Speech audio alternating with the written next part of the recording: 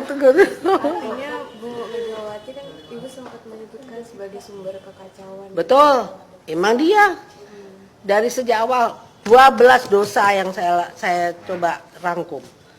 Terutama waktu dia menandatangani amandemen konstitusi kita. Penjualan BUMN. Banyak lagi itu. Saya lupa ya, tapi saya ingat ada 12 poin itu saya ingatkan. Tapi nggak diapa-apain. Hah?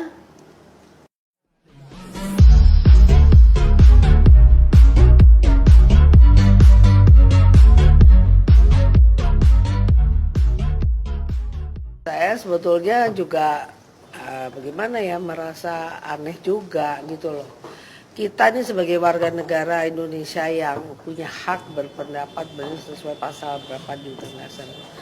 Kok kalau melakukan kritik, istilahnya kritik aja ya, terhadap katakanlah pemerintah, itu dengan gampang dimakarkan. Kenapa gitu loh? Nggak usah jauh-jauh.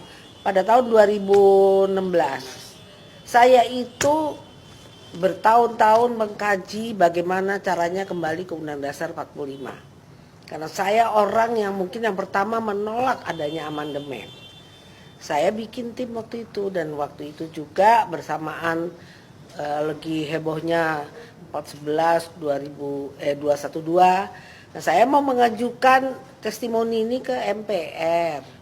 Sudah bikin appointment sama Ketua MPR Pak Zulkifli. Saya mau mengajukan ini, intinya ingin agar supaya MPR ini bersidang untuk kembali Undang Dasar 45. Kok dimakarkan? Unsurnya di mana gitu loh. Nah, termasuk juga Pak, saya kira menurut saya Pak Kiflan, unsurnya makar itu di mana? Bahkan saya tadi kemarin bicara sama teman-teman dari mana gitu.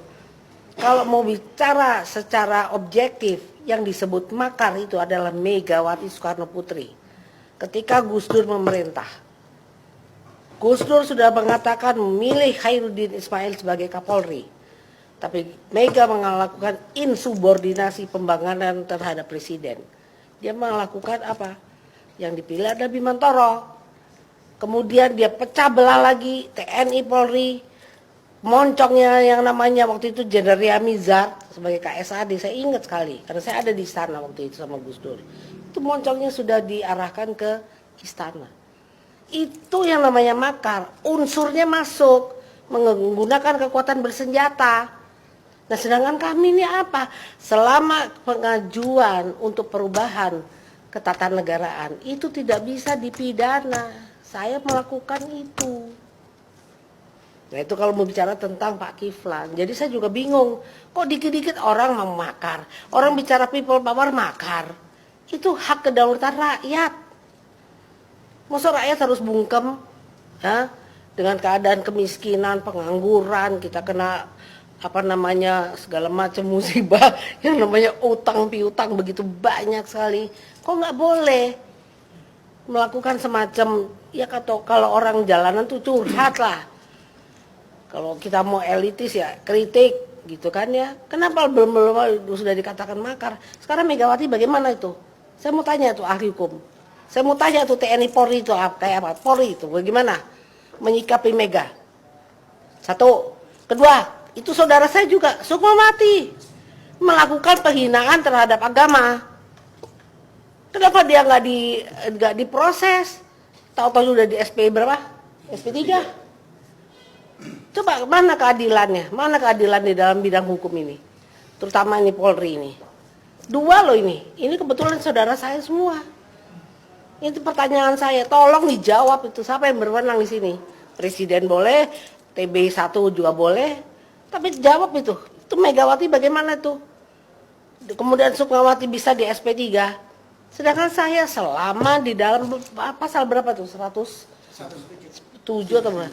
Mengajukan untuk perubahan ketatanegaraan itu tidak bisa dipidana. Ayat berapa itu disebut?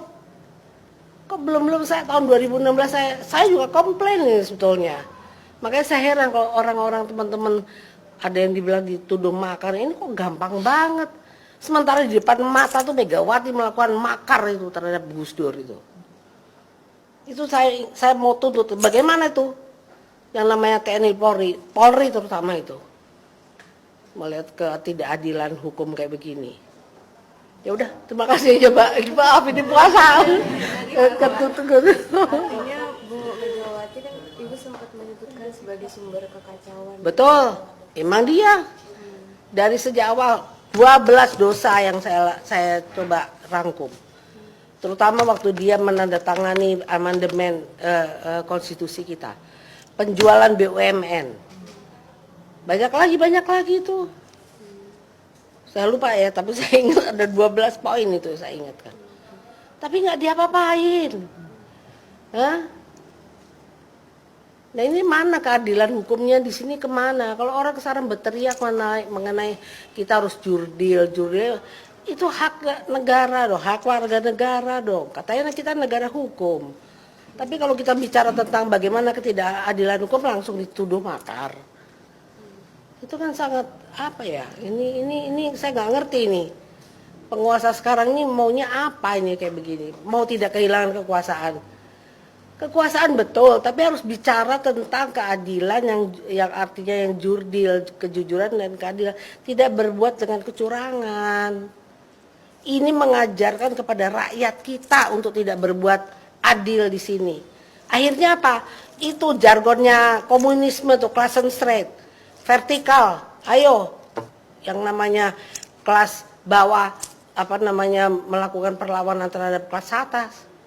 Itu membuka peluang dari jargon-jargon komunisme itu. Kalau cara begini, ketidakadilan, kemiskinan itu membuka peluang ideologi komunisme masuk di negara kita, bukan urusan khilafah di sini. Khilafah udah selesai. Yang namanya pimpinan orang-orang yang katanya dulu mengadopsi atau merangkul pemikiran khilafah itu sekarang sudah ada di tempatnya Jokowi kok, di tempatnya Presiden Jokowi kok. Orangnya ada di situ kok. Kenapa harus tanya sama saya? Mbak-mbak juga bisa jawab itu. Ya, bisa dicek sendiri. Tapi itulah, ini peluang masuknya ideologi lain. Jadi jangan bicara Megawati tentang Pancasila. Ketidakadilan, kemiskinan, pengangguran dan lagi sebagainya. Dan ini adalah buah daripada amandemen menjadi demokrasi kita liberal kapitalistik nih. Ini nggak sesuai dengan ajarannya Bung Karno. Bahwa dia sadar gitu, makanya saya bilang itu biang kerusuhannya itu Mega. Dan ini membuka peluang komunisme tumbuh subur. Ketidakadilan, kemiskinan itu ladang subur. Itu Mbak.